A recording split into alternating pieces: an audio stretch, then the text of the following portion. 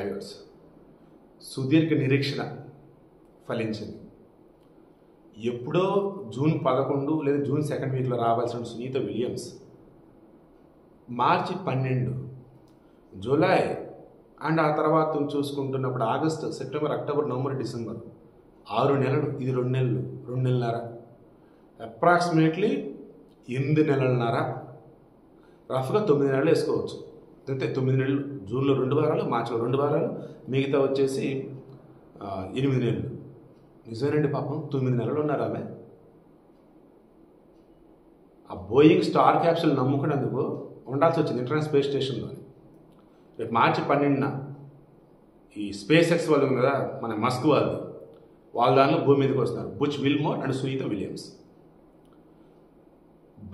భూమి మీదకి వచ్చాక వాళ్ళ పొజిషన్ ఎలా ఉండిద్ది ఏంటి, వాళ్ళ బాడీ మొత్తం కూడా ఇప్పుడు గురుత్వాకర్షణ శక్తితో పోరాడాలి.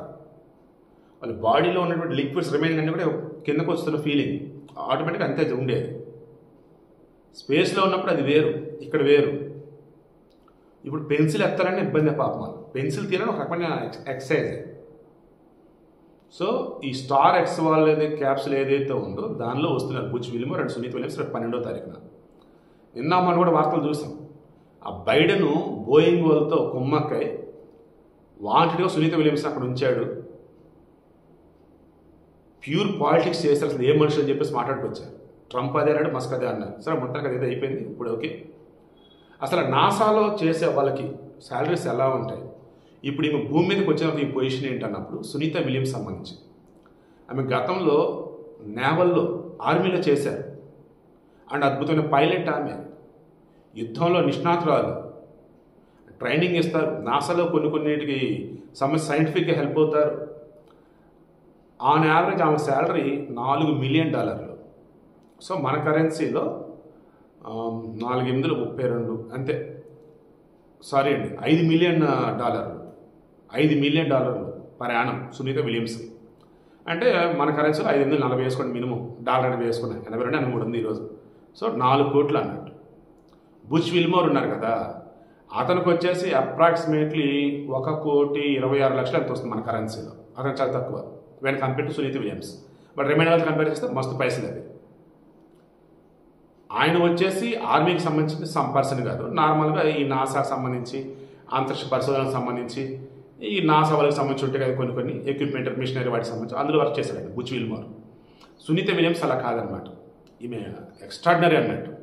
ట్రైనింగ్ సెషన్స్ కూడా ఇస్తారు. ఈమె టాప్ మోస్ట్ ఎక్స్పర్ట్ అన్నట్టు. సో వీళ్ళకి ఇంట్రెస్ట్ సింపుల్. ఇన్నాళ్ళుగా మనం ఎదురు చూస్తున్న సునీత విలియమ్స్ ఎప్పుడు వచ్చి రేపు మార్చి 12వ తారీఖున రాబోతున్నారు. Butch Wilmore and Sunita Williams ఇద్దరు కూడా భూమి మీదకి వచ్చిన తర్వాత మాత్రం పాపం ఫిజికల్గా చాలా ఇబ్బంది పడక తప్పదంటున్నారు. But I'm sure she can work. And salary పరంగా అన్నప్పుడు ఆ నాసా వచ్చేసి ఎవరికి తక్కువ కాకుండా ద బెస్ట్ పేమెంట్స్ వాళ్ళు ఇస్తారట. ఎందుకంటే సృష్టికి ప్రతిసృష్టి చేసే విధంగా వాళ్ళు ఉంటారు. అండ్ పరిశోధన పరంగా అన్నప్పుడు అంతరిక్షంలో అద్భుతాలు చేస్తూ ఉంటారు. అందుకే ఆ రకమైన శాలరీస్. అండ్ వాళ్ళ ఫ్యామిలీ మెంబర్స్ ఉంటారు చూస్తారా, వాళ్ళకి మొరల్ సపోర్ట్ ఇస్తారు. అండ్ వాళ్ళ ఫ్యామిలీ మొత్తాన్ని కూడా మెడికల్ ఇన్సూరెన్స్ ఉంటుంది.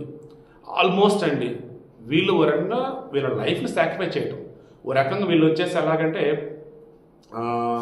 హై రిస్క్ అన్నట్టు. అందుకే వీళ్ళ కోసం ఈ నాసా వాళ్ళు ద బెస్ట్ అనేది ఇస్తూ ఉంటారు.